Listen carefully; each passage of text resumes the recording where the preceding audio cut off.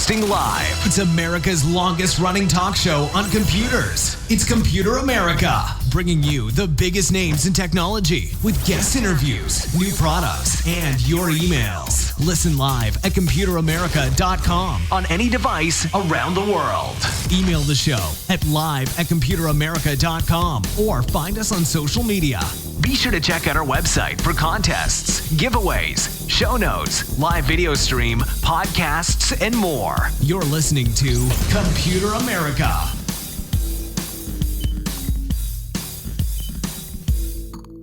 Hello and welcome everyone into the Computer America Show. We are the nation's longest running, nationally syndicated radio talk show on computers and technology. And everyone, welcome into the program. I hope that you're doing well and you are ready for today's show.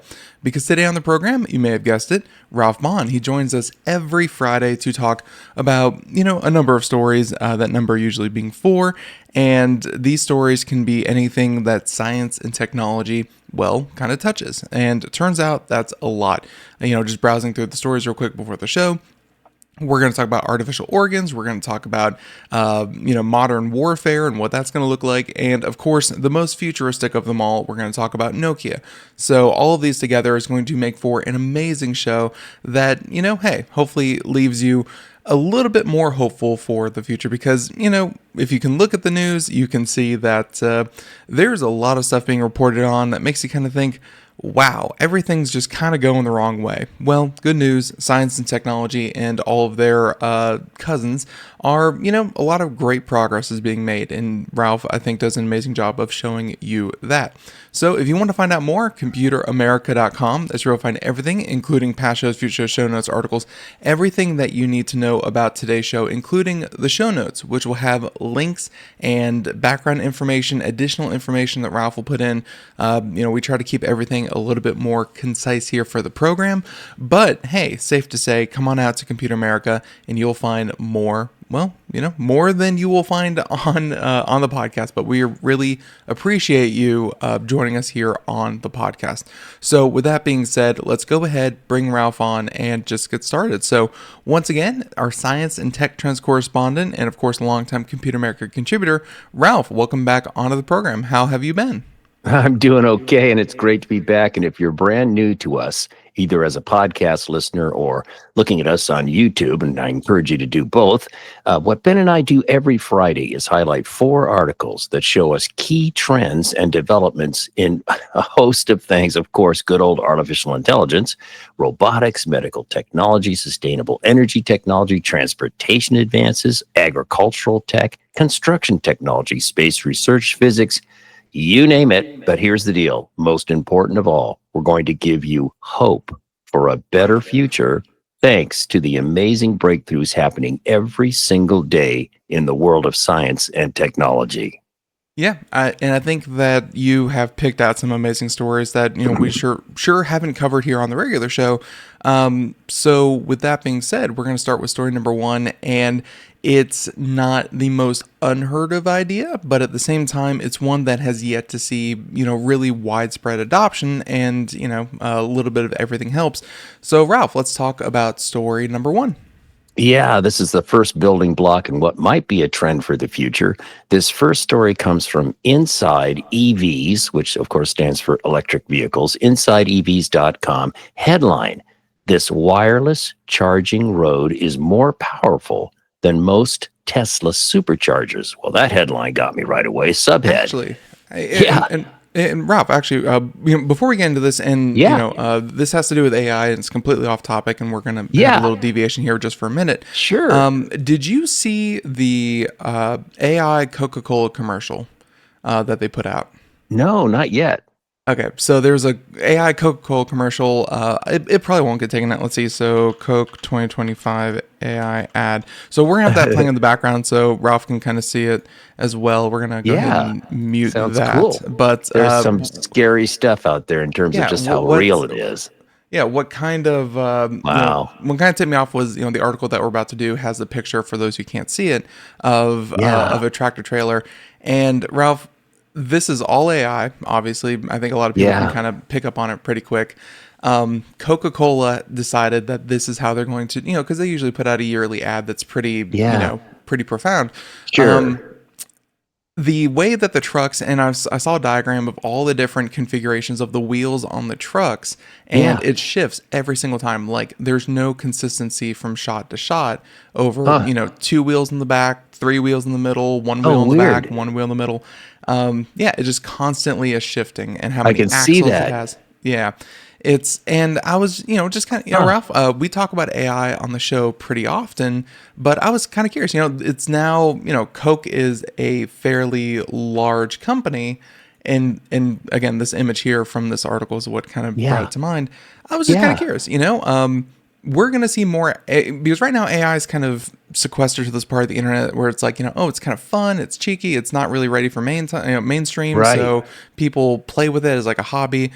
We're kind of at the point where we're going to start seeing it in everyday life. What Yes.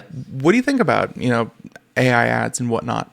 Well, not so much an opinion in terms of whether it's good, bad, or indifferent, but how to tell AI what you want. Hmm. For example, recently for Veterans Day, I did a Facebook post where I learned from experience, if you want to have an image created, and I suspect the same is true for a video clip, you have to be very, very specific in what you ask for. So I asked for an image of an old man staring into the mirror and seeing a soldier from the Vietnam War era. And they got the uniform right. They got everything, just nailed it perfectly because I was very, very specific. In your case, with the Coca-Cola ad, I would wonder if they should have said, show these freight trucks, Coca-Cola freight trucks going down a highway, this and that. I want to see this. I want to see that. And make sure all the trucks have the same number of wheels Right. and Yeah. So specify it, even say 2 wheels in the bag, two wheels in the whatever. And that's the lesson I've learned from artificial intelligence. The more detail you give it, and it takes it all in, the better your chances are of getting a consistent result. right. Sorry. AI is very good at kind of filling in the blanks that you give it. So if you give it, a ton of blanks and only a Right. little bit of detail, it will fill those in. And I think that's what happened here. For those who can see the screen, you can kind of see the different wheel Yeah. configurations. Someone took the time to draw this and Wow. timestamp all Wow. the different. And it really goes to That's show that, Ralph, I think AI is very powerful, like you were saying, but I don't think even, large brands or, big companies really know how best to use it yet. Even they're even still trying to figure out how to use it. So, no, this is a total aside, and we're going to go ahead and jump back into story number one. But again, it was that image of, probably not a real truck, kind of oh cruising no, down the yeah. road. Yeah, that's a But yeah, conceptual. it was just interesting to me to Yeah. kind of think about that. But okay, all of that aside, wiping the slate clean. Ralph, story number one, and we're going to talk Yes, about yes. So again, superchargers. you got it. Again, this comes from InsideEVs.com. Headline: This wireless charging road is more powerful than most Tesla superchargers. And the subhead again is: Fast charging an EV without stopping seems unrealistic. This public highway in France proves it's possible. Now, what we're going to be talking about is an experiment, about a 1 mile long experiment on a highway in France near Paris. So that's a little setup here for you. In the show notes, we have some great images from the company that's created this and installed this test, and it gives you an idea of what's going on. So let's get into this. The world's first dynamic induction charging system implemented on a highway with real traffic is now live in France. And it's pushing the boundaries of what's possible with in-road wireless charging. And a little side note, just a reminder, induction charging, also known as wireless charging, is a method of transferring electrical energy without physical connectors by using electromagnetic fields. And of course, immediately you might think of your smartphone that charges this way, and mine does. I just lay it in a cradle and it just charges wirelessly. Mm-hmm. So while still in its infancy for this application, the technology implemented by a company called Electreon, that's Electreon, Electreon, on nearly 1 mile stretch of the A10 highway southwest of Paris, shows that induction charging while on the move could be a feasible alternative to charging stops, especially for heavy trucks that usually need huge batteries. Something to think about. Yeah. So here's how it works, folks. copper coils embedded beneath the asphalt wirelessly transmit electricity to EVs equipped with compatible receivers. Of course, you have to have the receiver to make this work. And the power output, very impressive, delivers 200 kilowatts continuously and over 300 kilowatts peak power, more than many Tesla superchargers. And in this test, this 1 mile strip of road, in this test, they had heavy duty trucks, passenger cars, vans, and buses, all equipped with the gear needed to do this. And they all tested successfully in real traffic conditions. Wow.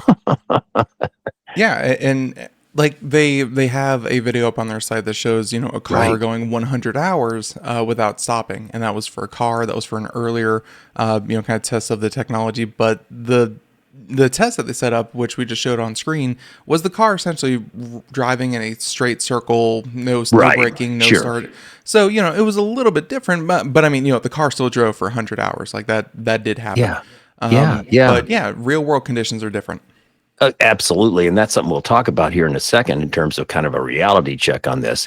But going back to it here, it says 4 vehicles are now equipped with the proper hardware to be fast charged while driving on the A10 highway in France, including a heavy duty truck, a utility vehicle, and passenger car and bus, as we alluded to a moment ago. Now, reality check time, right? This is still a very small scale project, about 1 mile of roadway, but its potential is quite high, especially for heavy truck segment of the industry. And as far as durability is concerned, the Electreon team, the people behind this, behind the wireless charge piece of the A10 highway in France, are adamant that the pavement housing and charging coils can withstand decades of wear and tear.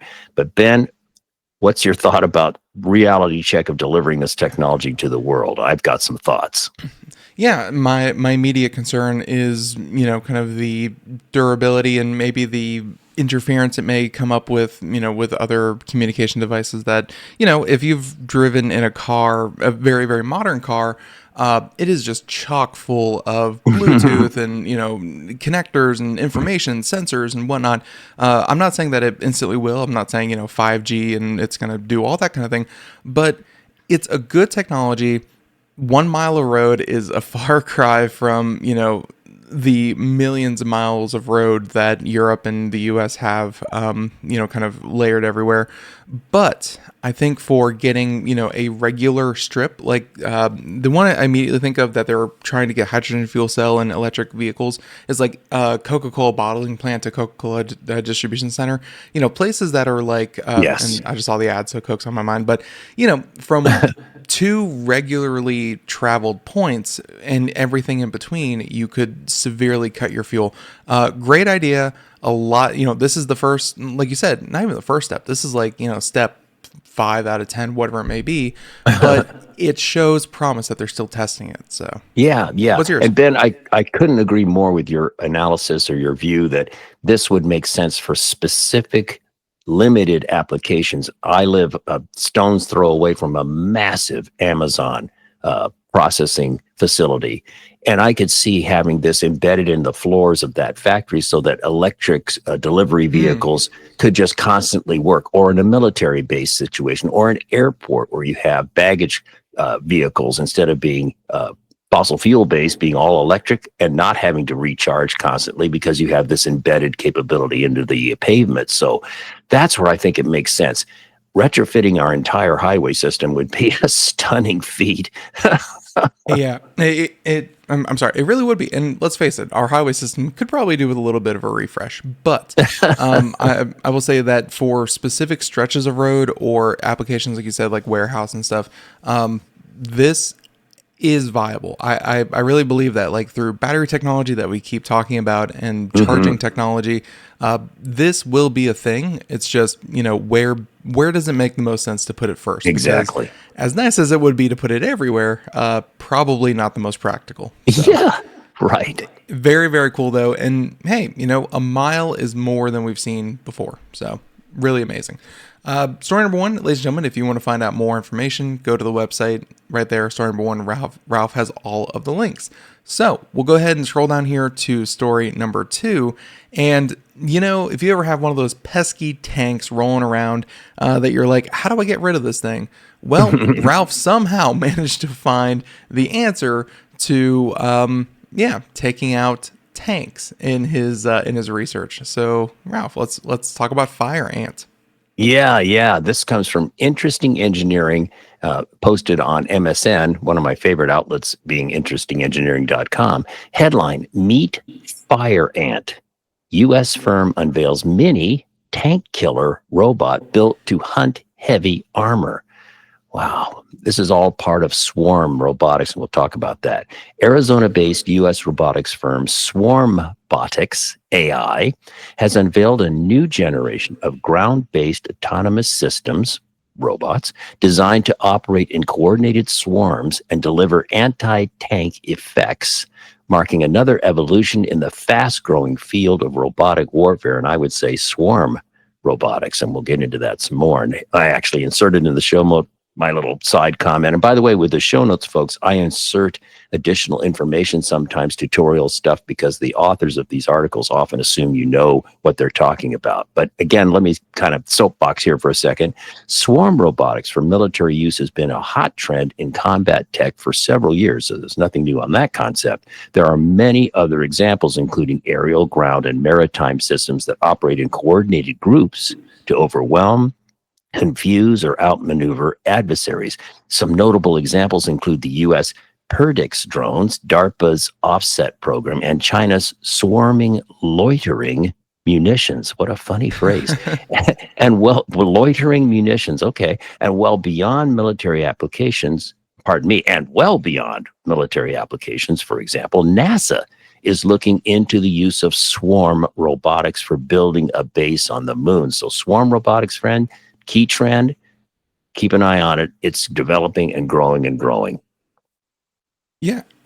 Sorry. It definitely seems like a lot of these things are just made to kind of sit around, or, instead of having, I watched way too many World War II documentaries. Instead of having, your defenses of, little bunkers and little concrete pillars and, whatever, it seems like these will be placed in certain areas. And then if, hey, a tank rolls in, it's just immediately going to be taken out by one of these automated, just sitting there ready to go kind of drones. It's exactly. which, I kind of pull that from the loitering part of China's munitions. So strange. Yes, that's funny. Yeah. So going back into the story here, Swarmbotics AI says its new unmanned ground vehicle named FireAnt is a lightweight, expendable, or replaceable combat platform designed to detect, track, and engage heavy armored targets such as tanks while operating in groups under a single human operator. The firm describes FireAnt as part of a modular family of small, low-cost, unmanned vehicles built for multiple missions, including reconnaissance, mapping, data relay, and anti-armor operations.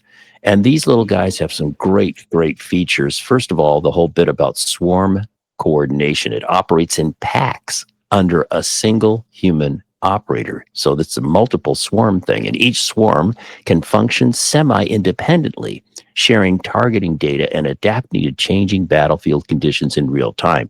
Key point here, you have a human operator who's kind of the master of the whole deal here, but each of these robots are also independently communicating with each other, augmenting or helping the human do the job at hand. So this is an interesting concept of this kind of symbiotic relationship. Also, to wrap things up here, the modular payloads. This is designed, these little bots are designed to allow for quick swapping of anti-tank weapons mid-battle. You could conceivably be able to rearm these things as they're doing their thing. An expendable design, as we mentioned before, built to be lightweight and cost-effective for high-risk missions, but also expendable, like we've seen in the Ukraine war. So often these drones are built inexpensively, sent out, destroyed. So what? We'll just keep building more and keep throwing them at the enemy. And that's kind of sort of what's going on here with this swarm robotics concept from this company. Yeah, it really does seem like the future, and it's unfortunate what's happening in obviously Ukraine and Yeah. and all that. All of that aside, I will say that it does kind of give us a quick kind of glimpse of where the future of warfare. And I know there's Right. been talk about Ralph about AI and use of weapons, AI this, AI that, and essentially automating warfare. As much as we don't like it, it doesn't make a lot of sense to put a person in a place where you can put a drone, a robot, something that costs, maybe, one or even a couple Right. $100. Instead of a person, you put this little expendable drone. No offense to the drones that we're talking about right now, but put in an expendable drone and get the same thing or better results. Yeah. Yeah, that's just kind of the future where it's going to go. And Ralph, I mean, at this point, it's saving more lives, but of course, you're able to take a life much easier with something like this. Yeah. So Yeah. It's a double-edged sword, so to speak. it is both sides of whenever we talk about military technology, but Yes. at the end of the day, Ralph, if warfare ended up being a bunch of people sitting in nice, safe rooms, blowing up each other, which, by the way, I hope no warfare ever happens. That would be way Yes. cool. Right. But if it ends up, Ralph, that it just makes sense that we're just blowing up each other's toys, and whoever runs out of toys first loses. Like, if warfare didn't involve the loss of human life and the destruction of property, boy, that would be way better. And in a weird way, this saves a lot of lives, and hopefully one day ends wars. That'd be kind of cool too. Yeah. Yeah. Well, Yeah. just as the atomic era ushered in a world for decades where people thought there's no way we can do A-bombs anymore because we just wipe ourselves out. Maybe there'll be a future where mechanized warfare, robotics warfare reaches a point where there's nothing to be gained because everybody can just cancel each other out, and maybe we'll have peace as a result for that reason. So that's a little soapbox of mine that I just Yeah. thought of. No, and by the way, just check out their site. They also have they have another one, which I think Yes. this is their kind of UI that they kind of have, but they also have haul ants as well. So for hauling Right. equipment around the battlefield. So Right. yeah, this company seems to really be trying to think of how are we going to fit drones into the future of the military. So Yeah. interesting either way. Yep. Scary, but interesting. So let's go Yes. ahead and jump over to story number 3 and something much less scary. Yes. 5G. Yes, airborne 5G. That's totally going to calm people down. Yes. Yes. Yeah, let's talk a little bit about Nokia. And Yes. they aren't often in the news, but this is a really cool possible way to, hey, if you ever get tired of losing data, this might be it. Could be. This is a very, very interesting story, in my opinion. It comes from spacedaily.com. Headliner, Skydweller Aero, that's the name of a company, and Nokia Federal Solutions secure U.S. Navy contract to develop airborne beyond 5G, we'll get into that, tactical network. Okay, that's interesting. Airborne beyond 5G tactical network. Let's get into this. We've got great links for you in the show notes and images you can check out of this aircraft. So Oklahoma-based Skydweller Aero and Nokia Federal Solutions Incorporated have recently received a U.S. Navy Small Business Innovation Research contract to demonstrate a perpetual, that's the key, perpetual airborne 5G communications hub designed for secure, resilient networks in contested environments, warfare environments and other kind of environments. We'll talk about that later too. A little side note, what do they mean by beyond 5G? Well, here's what it means. Beyond 5G refers to the next generation of wireless communication technologies that will succeed 5G, often called 6G. No surprise. In early discussions, beyond 5G networks are expected to offer data speeds up to 100 times faster than 5G and latency as low as 0.1 milliseconds. Wow. Bring it on. No, all that sounds great, but don't forget that 5G, and this is just a little reality check before we need to get there. But Yes. 5G is an amazing technology if you're close enough. Otherwise, you have to fall back to the regular 2.4G network that we're all used to. So when it's available, the 6G will be amazing. when you can get it. So Yeah. So that's a very good point you raise. And Skydweller Aero's Airborne solution aims to provide a deployable 5G network in a box, delivering robust, low latency connectivity where infrastructure is limited or unavailable. So that's the motive. The project, you're going to love this. I can't believe they didn't turn this into an acronym. The project, titled Intelligent Radio Access Network for Beyond 5G Resilient Tactical Networks. On the nose. Yeah, there it is. We'll use Skydweller's perpetual flight, solar-powered, autonomous aircraft to support a reconfigurable communication system. And the videos on the company's website are really fun to look at. Side note, key features of this aircraft: fully solar electric propulsion enables perpetual flight without the need to fuel or to emit emissions. And solar panels, this is really cool. Solar panels cover the entire wingspan, harvesting energy during the day and storing it in onboard batteries for night operations.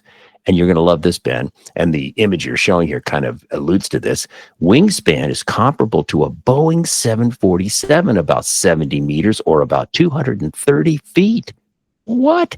Yet the aircraft weighs only around about 5,000 pounds approximately, and it's constructed from carbon fiber composites for strength and minimal weight. It operates without a pilot using advanced autonomous navigation and flight control systems. It can be remotely piloted when needed, but is designed for fully autonomous missions. And because it's relatively speaking lightweight and so forth, carries up to 800 pounds of payload, including sensors, cameras, and communication equipment. Wow. Yeah, you can kind of see this has to be an early prototype because the one at the top is obviously a rendering, and then they show the one that they're kind of working with where it does have a cockpit for people to sit. But the size of it, I was not expecting, Ralph. I was expecting something more autonomous drone, which in my mind usually 10, 15 feet wingspan. This thing is huge. Yeah, that wingspan is again like a 747. That's pretty amazing. So going on here, Robert Miller, CEO of Skydweller Aero, said, quote, increasingly the remote locations where the U.S. must project force, deal with military issues, will lack the infrastructure to support modern communications. This program demonstrates how Skydweller's autonomous perpetual aircraft can deliver instantaneous infrastructure, giving our customers faster, more flexible connectivity when reducing cost and complexity compared with traditional solutions. And Ben, maybe you've been thinking this too. Military application? Okay, that's cool. What about disaster situations? Believe me, where you live, you get this, where power is knocked out, communications are knocked out. What if you could deploy one of these perpetual aircraft to dispense or bathe an area with 5G communications capabilities and maybe even beyond 5G in the future? Could be a super use for this technology beyond military. Yeah, the use in disaster zones, where there is little to no infrastructure at that point, and this thing lacks the need for refueling. It's totally autonomous. No, this would be something that, Ralph, and even more so because it's a plane, or I should say a drone that you can kind of put different places and whatnot. Like, you don't always have disasters everywhere. You don't need this constantly in certain places. So yeah, the ability to kind of move it around and put it where you need it makes so much sense. This makes so much sense. But I was also thinking about, again, the place where we see modern warfare. What happened in Ukraine, Ralph, was, Russia kind of targeted the communications, because they knew drones were being used. They instantly took out the cell phone towers. They took out the infrastructure for that. Right. So I'm like, this also solves the problem of what happens when, a military target like a communications system is immediately taken down. And this is the answer to it. It's weird, Ralph, that, you have picked up a couple stories that I think are, timely because of what's happening with current events, but also, like you said, they have applications beyond just military. Search and rescue, disaster, what's happening in the Philippines with the hurricanes. I'm sure, they got like 3 typhoons, or I should say typhoons. Yeah. They got like 3 typhoons in a row. Things like this would just help search and rescue and, coordination so much. So no, some very positive applications for all of this. Even if it's like, hey, we built this for the military, it can help everyday ordinary people just as much. So there you go. Great story number 3, story number 4, and I actually love the video. It's I don't know what it is about it, but it's really really cool. Story number 3, hypnotic. for sure. Story number 4, we're gonna go ahead and talk about just the other day, Ralph, I read an article about some kind of universal blood that they were kind of developing, which I had never heard, Ralph. If you've ever heard of, I think everyone's heard of like O negative. Have you ever heard of RH null blood? By chance?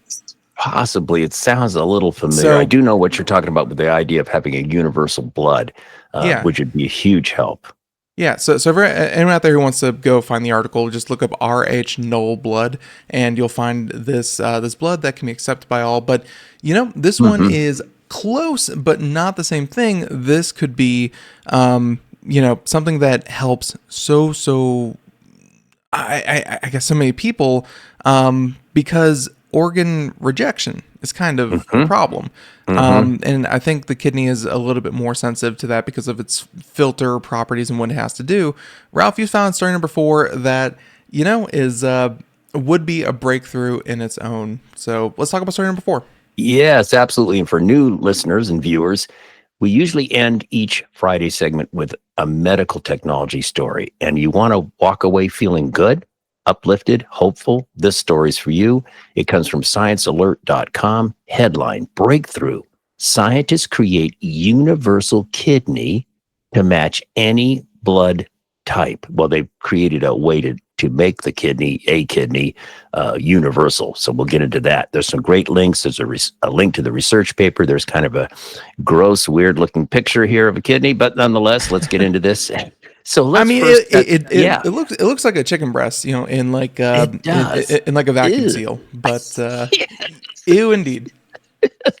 So let's set the stage, as Ben was kind of alluding to, but let's set up the stage for what's been happening for forever. As it stands today, people with type O blood who need a kidney usually must wait for a type O kidney to become available from a donor.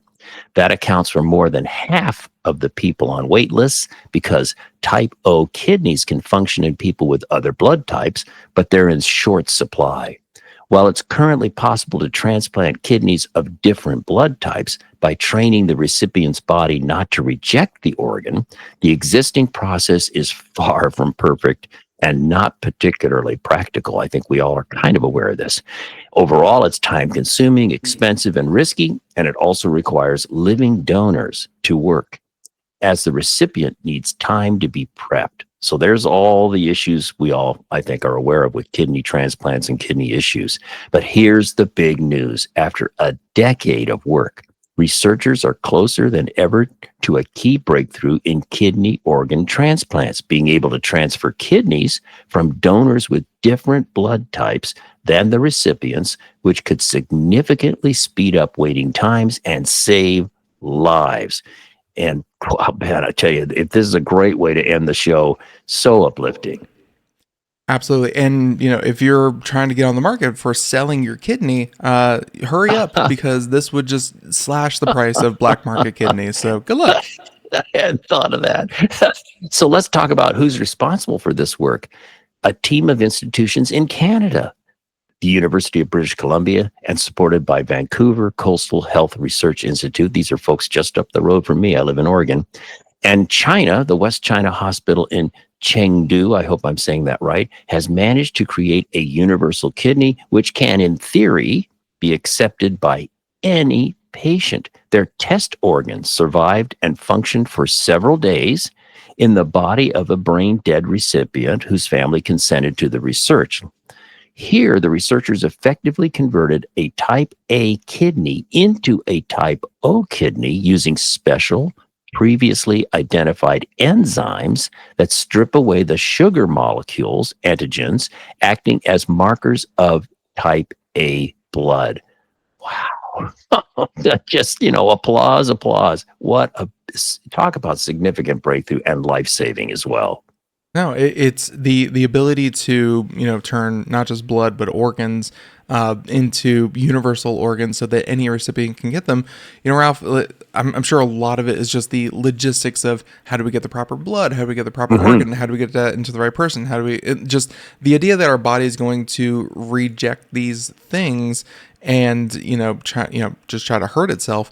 Right. As soon as you can solve that, like you said, Ralph, wait time, survival rates, so much kind of goes up and everything just gets so much better. So yeah, this is really is a breakthrough. Good job to Canada and China for, kind of doing this.